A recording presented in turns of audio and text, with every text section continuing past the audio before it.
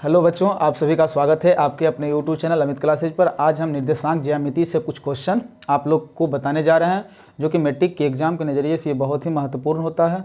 और इस टाइप का क्वेश्चन आपका एक क्वेश्चन निश्चित रूप तौर से ये देता है। तो देखिए इस क्वेश्चन को हम किस प्रकार हल करेंगे ताकि ये हमें वहाँ मदद 2 नंबर या 3 नंबर जितने नंबर का पूछेगा तो लाने में मदद करेगी। तो आइए क्वेश्चन को हम सोल्व करते हैं। तो देखिए ये क्वेश्चन जो है आपका दिया हुआ कि यदि बिंदु, ये बिंदु दिया हुआ है, ये बिंदु 5, P तथा 2, 0 के बीच की दूरी, एक बिंदु ये हुआ और एक बिंदु ये हुआ, ये दोनों के बीच की जो दूरी दिया हुआ वो आपका 5 दिया हुआ है। कितना दिया हुआ? 5 हो तो P का मान ज्ञात करें।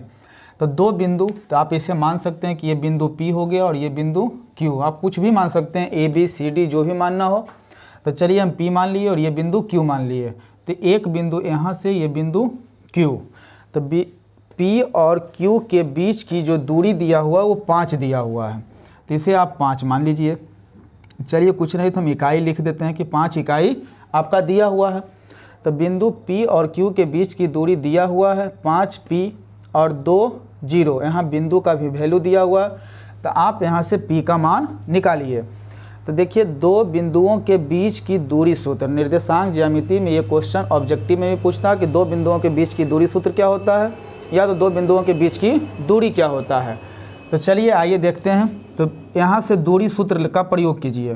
तो दूरी सूत्र हो गया PQ।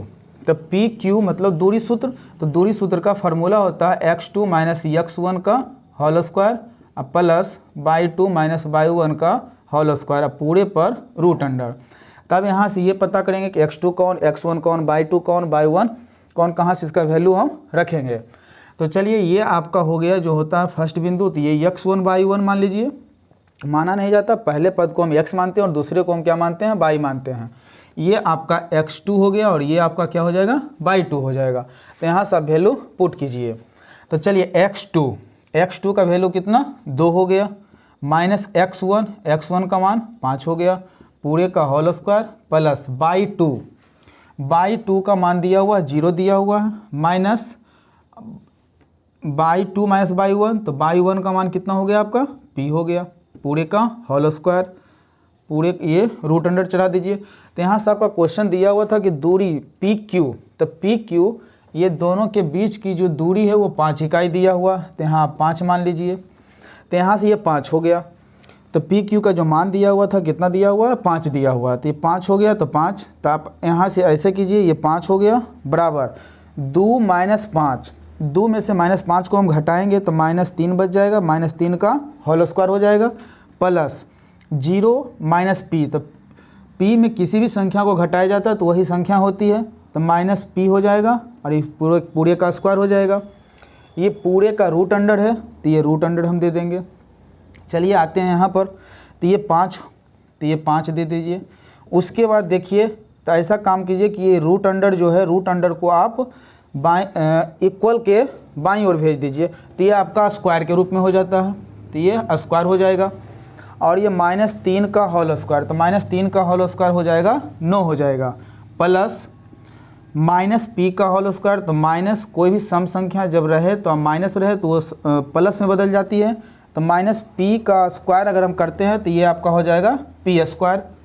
5 का स्क्वायर 25 हो गया और ये 9 प्लस P स्क्वायर। अंक को आप एक तरफ कर दीजिए। तो 9 प्लस में आपका है, तो अगर हम इसे बाईं ओर लाते हैं तो ये आपका साइन चेंज हो जाता है। तो प्लस वाला माइनस हो जाएगा बराबर P स्क्वायर।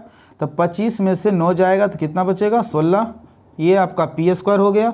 स्क्वायर को अगर हम इधर बाईं ओर भेजते हैं तो ये रूट अंडर में हो जाती है, तो रूट अंडर P हो जाएगा।